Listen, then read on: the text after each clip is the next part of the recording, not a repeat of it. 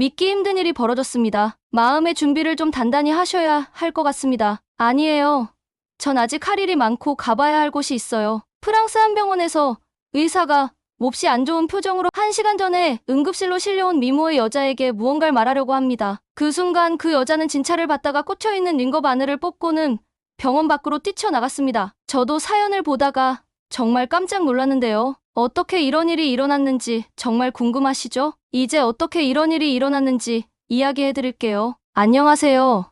저는 브리앙 오커넬이라고 해요. 여행 작가로서 제 직업은 항상 다음 여행을 계획하고 아름다운 장소에 대해 글을 쓰고 사진도 찍고 사람들이 새로운 세계를 발견하도록 돕는 것이에요. 컴퓨터 화면에는 미완성된 기사들과 제 이야기를 원하는 잡지 편집자들의 이메일이 보여요. 저는 끊임없이 움직이는 이런 삶을 사랑해요. 어릴 때 부모님을 잃은 이후로 계속 이렇게 달려왔어요. 가끔은 가족이 없는 슬픔에서 도망치기 위해 그렇게 많이 여행하는 건 아닌지 궁금해요. 일하려고 하니 배의 통증이 더 심해져요. 약을 먹고 무시했어요. 이전에도 이런 일이 있었으니까요. 하지만 오늘은 뭔가 다르게 느껴져요. 통증이 더 날카롭고 제 관심을 더 많이 요구하고 있어요. 나중에 생강을 따라 걷고 있을 때 갑자기 세상이 옆으로 기울어졌어요. 푸른 하늘과 돌로 된 건물들이 함께 흐려졌어요. 다리가 무너지는 걸 느꼈고 그리고는 아무것도 기억나지 않아요. 병원 방에서 눈을 떴어요. 하얀 천장과 소독약 냄새에 심장이 빠르게 뛰기 시작했어요.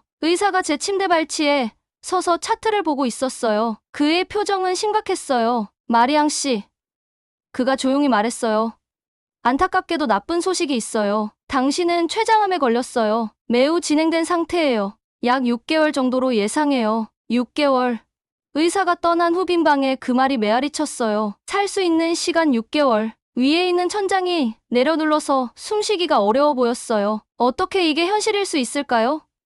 저는 겨우 33살인데요. 그날 밤 잠들지 못하고 폰에 있는 오래된 사진들을 보고 있었어요. 거의 열어보지 않는 한 장에서 멈췄어요. 한국에 지내라는 곳에서 부모님과 저의 모습이 담긴 사진이었어요. 우리는 분홍색 벚꽃나무 아래 서 있었어요. 우리 얼굴은 행복했어요. 정말로 행복했어요. 이제 기억이 나요. 제가 8살 때 한국을 방문했었어요. 부모님은 그곳을 정말 좋아하셨어요. 항상 한국 음식, 한국 영화, 한국의 모든 것에 대해 이야기하셨어요. 그분들이 돌아가신 후 저는 한국과 연결된 모든 것을 밀어냈어요. 그 나라에 대해 들은 안 좋은 것들로 머릿속을 채웠어요. 너무 감정적이야. 자기 문화에 너무 자부심이 강해. 우리와는 달라. 하지만 이런 생각들은 어디서 온 걸까요?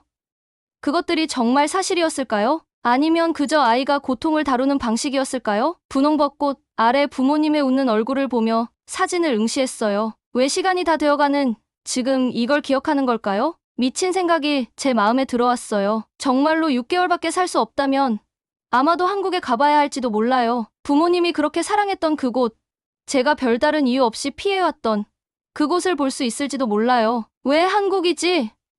소리내어 스스로에게 물었어요. 왜 지금? 하지만 마음 깊은 곳에서는 답을 알고 있어요. 부모님이 그 나라를 왜 그렇게 사랑했는지 알고 싶어요. 그리고 아마도 마침내 제가 왜 그곳을 제대로 알지도 못하면서 미워했는지 이해하고 싶어요. 손이 떨리면서 노트북을 열고 한국행 항공편을 검색했어요. 배의 통증은 시간이 짧다는 것을 상기시켜줘요. 6개월은 길지 않지만 아마도 몇 가지 답을 찾기에는 충분한 시간일지도 몰라요. 그날 밤 인천국제공항으로 가는 편도 티켓을 예약했어요. 정말로 죽어가고 있다면 제 가장 큰 두려움과 가장 강한 편견에 맞서보는 게 좋겠어요. 벚꽃의 땅에서 저를 기다리고 있는 것이 무엇인지 알아보는 게 좋겠어요. 공항은 붐비고 시끄러워요. 저는 체크인 줄에 서서 땀에 젖은 손가락으로 여권을 꽉 쥐고 있어요. 배가 또 아파요.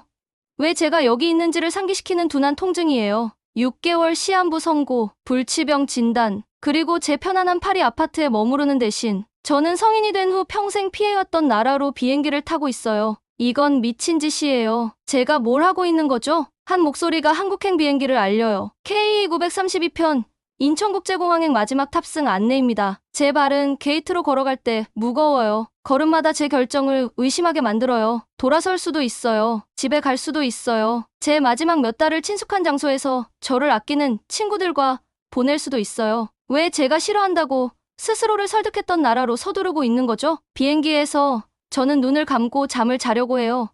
하지만 제 생각이 너무 시끄러워요. 한국에 대해 제가 실제로 알고 있는 게 뭐죠?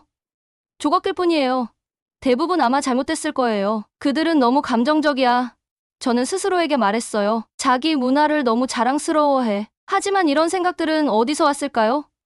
저는 더 이상 기억조차 못해요. 비행은 길어요. 12시간 동안 제 의심과 고통과 함께 앉아있어요. 마침내 인천에 착륙했을 때 저는 피곤하고 무서워요. 공항 표지판은 한국어와 영어로 되어 있지만 모든 것이 여전히 낯설고 압도적으로 느껴져요. 사람들은 제가 이해하지 못하는 언어로 말하며 서두르고 있어요. 냄새, 소리, 색깔, 모든 것이 달라요. 저는 깊게 숨을 쉬고 입국 심사를 향해 군중을 따라가요. 이미 여기 와 있어요. 저는 스스로에게 속삭여요. 계속 가는 게 좋겠어요. 인천에서 저는 진해에 더 가까이 가기 위해 또 다른 비행기를 타요. 창밖으로 저는 처음으로 한국의 풍경을 봐요.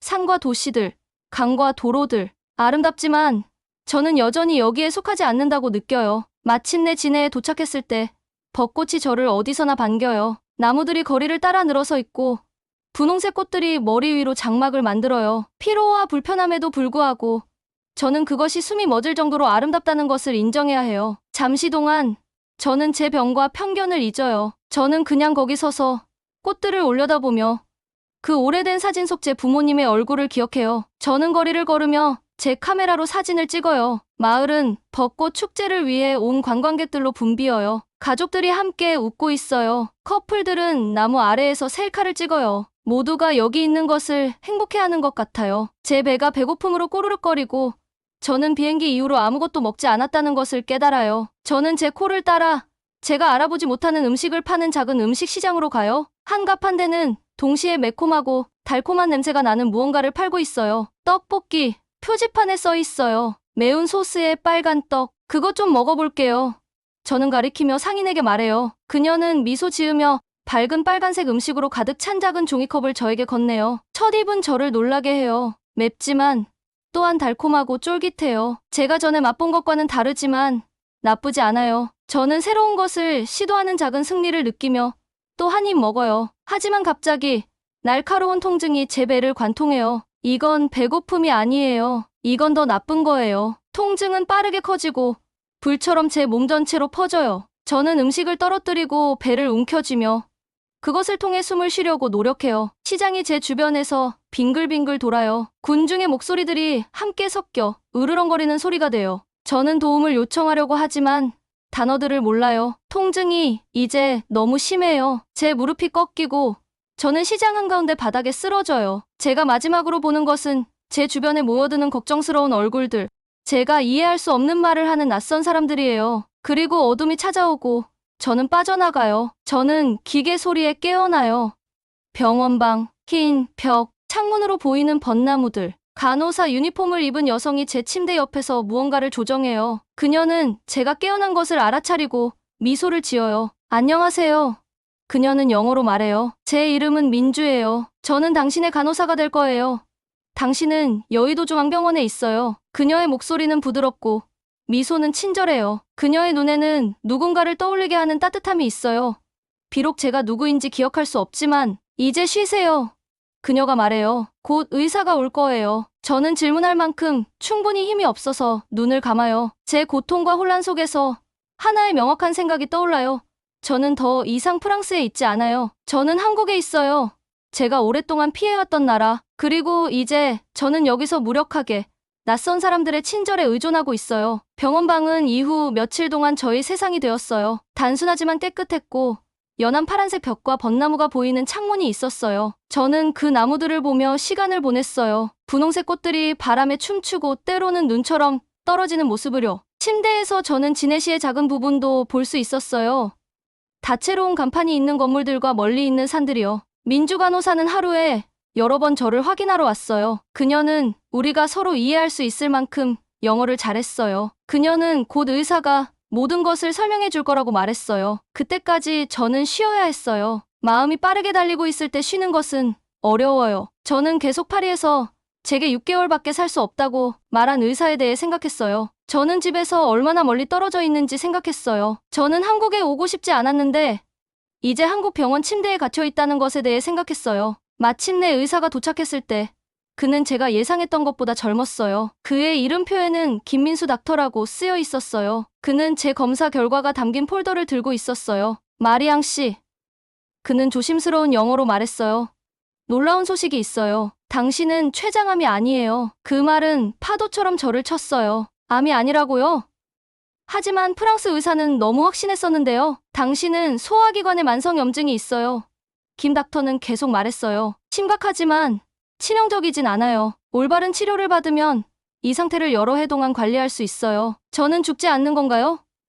천장이 제 위에서 빙글빙글 도는 것 같았어요. 6개월이 갑자기 여러 해로 바뀌었어요. 저는 눈물이 나오는 것을 느꼈지만 그것이 행복한 눈물인지 혼란스러운 눈물인지 확실하지 않았어요. 확실한가요?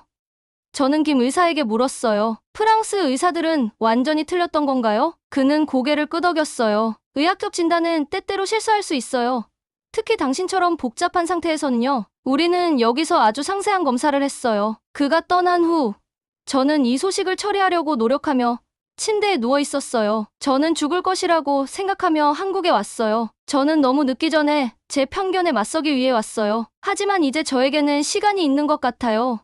살 시간, 생각할 시간, 이해할 시간이요. 다음 날 아침, 저는 병원 층을 걸어 다닐 만큼 충분히 강해졌다고 느꼈어요. 민주 씨는 저를 침대에서 나오게 도와주고 긴 복도를 따라 제 옆에서 걸었어요. 다른 환자들은 저에게 호기심 어린 시선을 보냈어요. 저는 분명히 한국인이 아니었고 그들이 제가 여기 있는 것에 대해 어떻게 생각하는지 궁금했어요. 복도 창문에서 저는 도시의 더 많은 부분을 볼 수 있었어요. 벚나무들이 거리를 따라 줄지어 서 있어서 분홍색 강을 만들었어요. 사람들은 그 아래를 걸으며 사진을 찍고 아름다움을 즐겼어요. 가족들은 나무 아래에서 소풍을 했어요. 아이들은 뛰어놀았어요. 벚꽃 축제가 아직 진행 중이에요.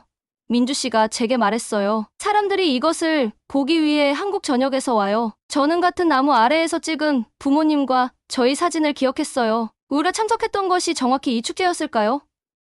그 생각은 어떻게든 저를 그들과 더 가깝게 느끼게 했어요. 매일 저는 조금씩 더 멀리 걸었어요. 저는 전에 보지 못했던 병원에 대한 것들을 알아차리기 시작했어요. 가족들이 환자들에게 음식을 가져오는 방식이요. 방에서 들리는 한국 텔레비전 프로그램 소리요. 사람들 사이의 작은 친절함들, 딸이 놓인 아버지가 걷는 것을 돕고 간호사가 요청 없이 여분의 담요를 가져오고 아이들이 아픈 친척들을 위해 종이학을 접는 것이요. 어느 오후 저는 병원 정원에 앉았어요. 벚꽃은 이제 떨어지기 시작하여 땅을 분홍색 꽃잎으로 덮고 있었어요. 한 노인 한국 여성이 제 벤치에 제 옆에 앉았어요. 그녀는 영어를 하지 못했고 저는 한국어를 하지 못했지만 그녀는 웃으며 그녀의 가방에서 작은 떡을 제게 건넸어요. 저는 그것을 받고 감사합니다.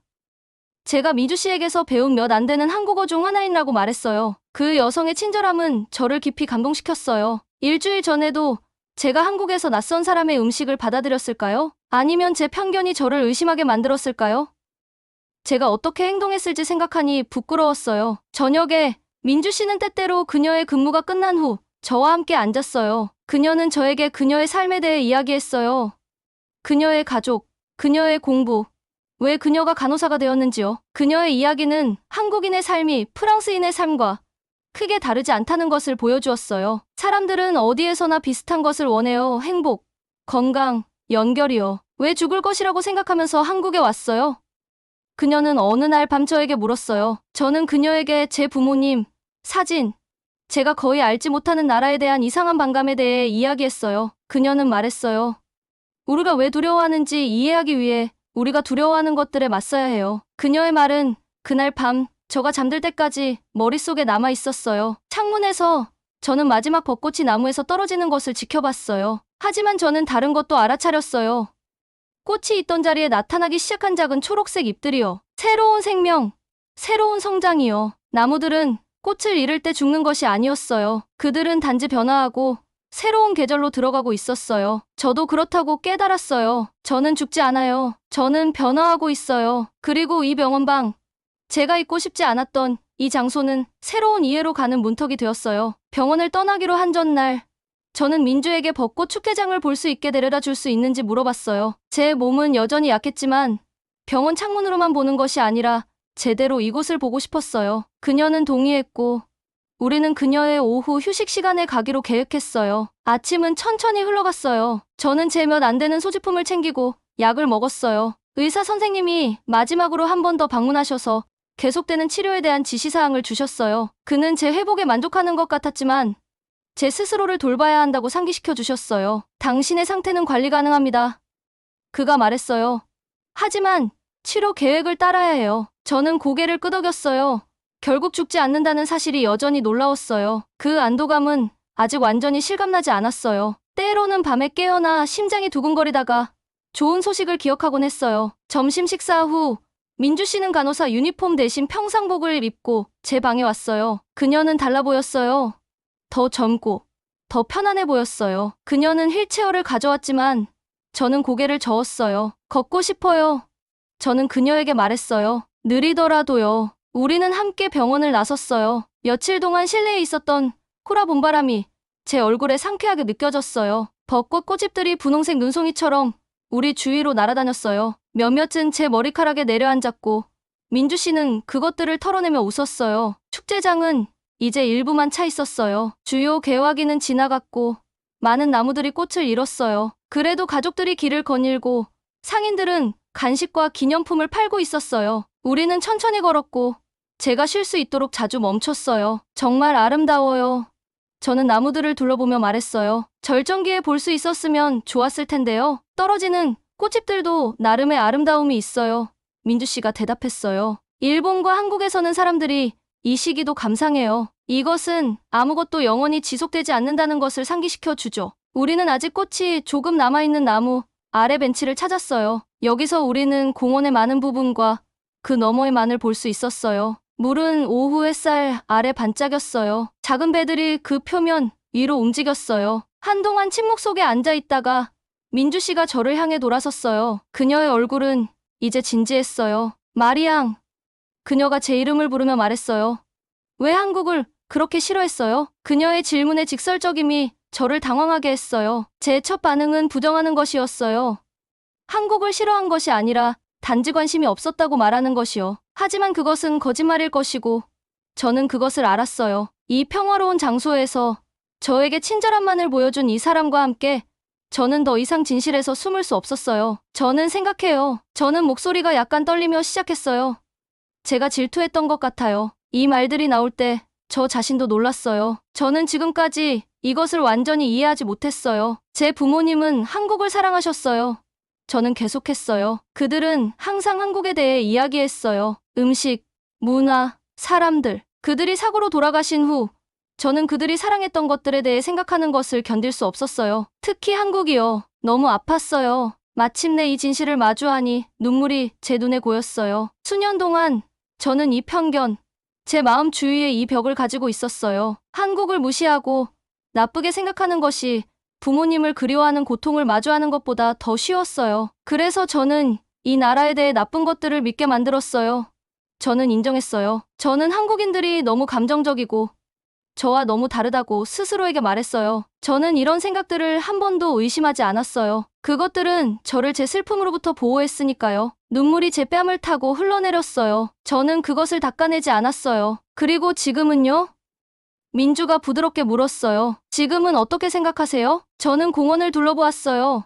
함께 나를 즐기는 가족들, 떨어지는 꽃잎들과 새로운 초록색 잎들을. 저는 병원에 대해, 제가 받은 친절함에 대해, 제 선입견이 얼마나 잘못되었는지에 대해 생각했어요. 이제 저는 제 편견이 감옥과 같았다는 것을 알아요. 저는 말했어요. 저는 저 자신만 아프게 하고 있었어요. 이 깨달음의 무게가 저를 완전히 덮쳤어요. 저는 이제 진심으로 울기 시작했어요. 오랫동안 억눌린 슬픔에서 오는 깊고 고통스러운 흐느낌이요. 저는 제 부모님을 위해, 제가 낭비한 시간을 위해, 너무 두려워서 보지 못했던 아름다움을 위해 울었어요. 민주 씨는 조용히 제 옆에 앉아 있었어요. 그녀는 제 눈물을 멈추게 하려 하거나 공허한 위로를 제공하지 않았어요. 그녀는 단지 머물렀어요. 제가 내면에 이 폭풍을 마주하는 동안 안정된 존재로요. 제 눈물이 마침내 느려졌을 때 저는 달라진 느낌이 들었어요. 어떻게든 더 가벼워진 것 같았어요.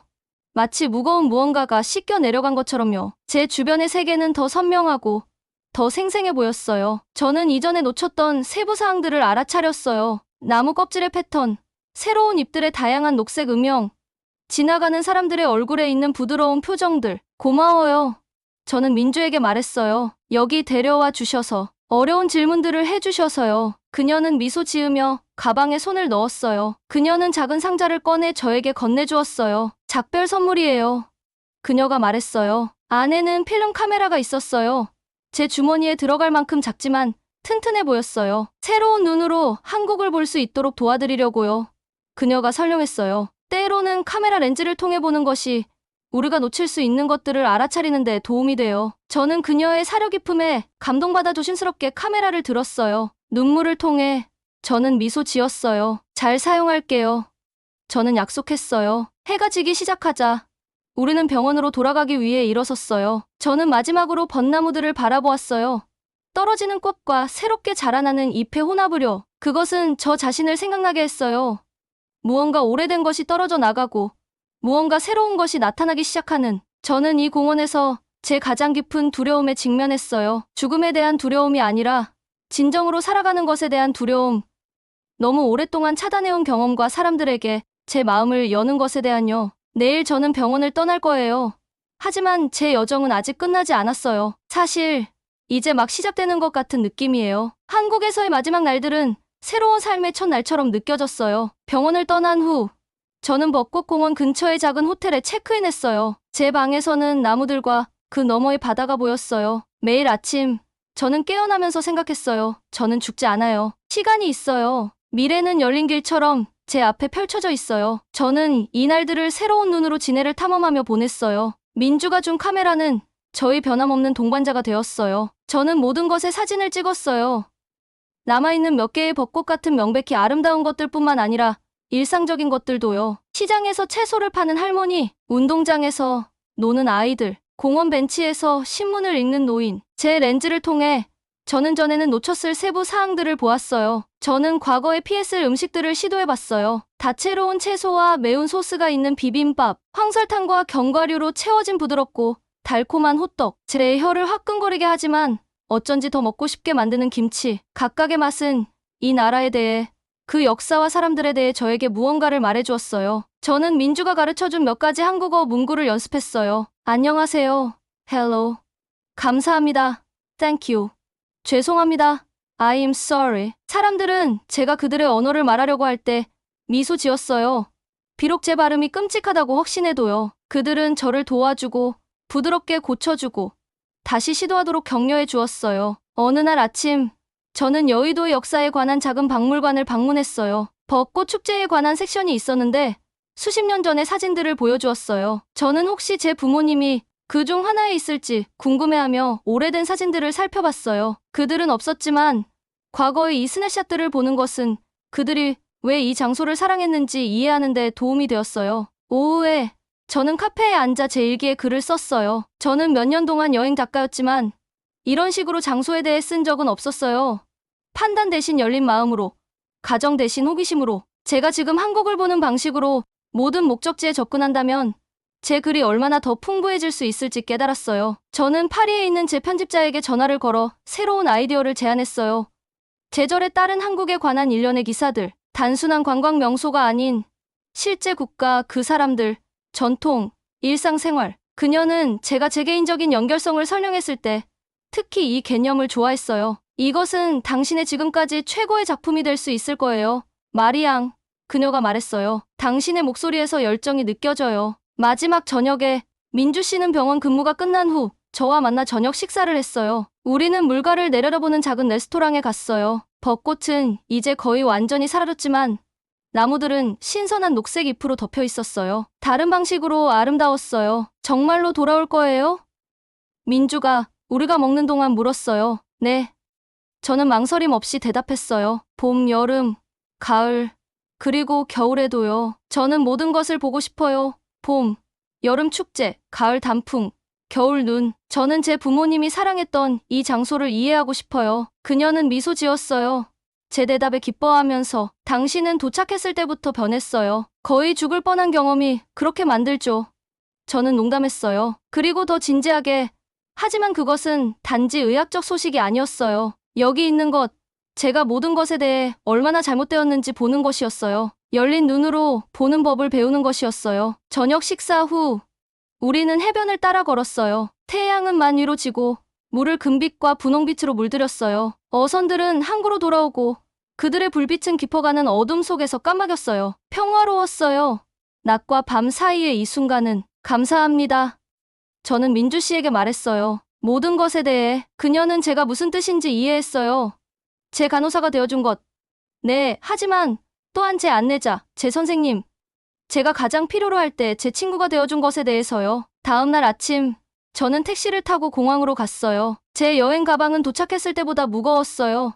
작은 기념품들과 선물들로 가득 차 있었어요. 하지만 제가 집으로 가져가는 가장 중요한 것들은 보거나 만질 수 없어요. 새로운 이해, 새로운 관점, 새로운 가능성. 비행기에서 저는 제가 찍은 사진들을 살펴봤어요. 제가 특히 좋아하는 것이 하나 있어요. 대부분의 꽃이 떨어진 벚나무. 하지만 그 가지에서 새잎이 돋아나고 있어요. 배경에는 약간 초점이 흐려진 채로 한국 가족이 함께 걸으며 무언가에 대해 웃고 있어요. 이 이미지는 제가 여기서 배운 것을 정확히 담고 있어요. 아름다움은 한 가지가 다른 것으로 변할 때 끝나지 않는다는 것. 그것은 단지 다른 종류의 아름다움이 될 뿐이에요. 비행기가 구름 위로 올라가면서 저는 파리에서 저를 기다리는 것에 대해 생각했어요. 물론 저는 치료를 계속해야 해요. 저는 새로운 기사들을 써야 해요. 하지만 가장 중요하게 저는 여기서 찾은 지혜를 집으로 가져가야 해요. 편견은 우리가 우리 마음 주위에 쌓는 벽이며 그것을 무너뜨리는 것은 우리를 더 넓고 풍부한 세계로 열어준다는 것. 비행기는 서쪽으로 프랑스를 향해 집을 향해 방향을 바꿨어요. 하지만 저는 한국으로 돌아올 것을 알아요. 단지 제 글쓰기 프로젝트를 위해서가 아니라 저 자신을 위해서요. 이 발견의 여정을 계속하기 위해서. 단지 이 나라뿐만 아니라 모든 장소, 모든 사람들을 새로운 눈으로 보기 위해서요. 우리가 바다 위를 날면서 저는 눈을 감고 떨어지는 벚꽃, 자라는 녹색 잎을 상상했어요. 저는 수년 전 같은 나무 아래서 미소 짓는 제 부모님을 생각했어요. 그리고 오랜만에 처음으로 그들을 기억하는 것은 단지 고통이 아닌 기쁨도 가져왔어요. 이것이 제 여정의 진정한 보상이에요. 단지 살아갈 더 많은 시간이 아니라 그 시간을 더 잘 살아갈 방법. 열린 눈, 열린 마음, 그리고 열린 가슴으로 저는 죽을 준비를 하고 있다고 생각하며 한국에 왔어요. 대신 저는 진정으로 살기 시작하는 방법을 배웠어요. 재밌게 보셨나요? 여러분의 좋아요와 구독은 더 좋은 K 콘텐츠를 만드는 힘이 됩니다. 댓글로도 여러분의 생각을 꼭 들려주세요. 좋아요와 구독 부탁드립니다. 그럼 다음 영상에서 또 뵐게요.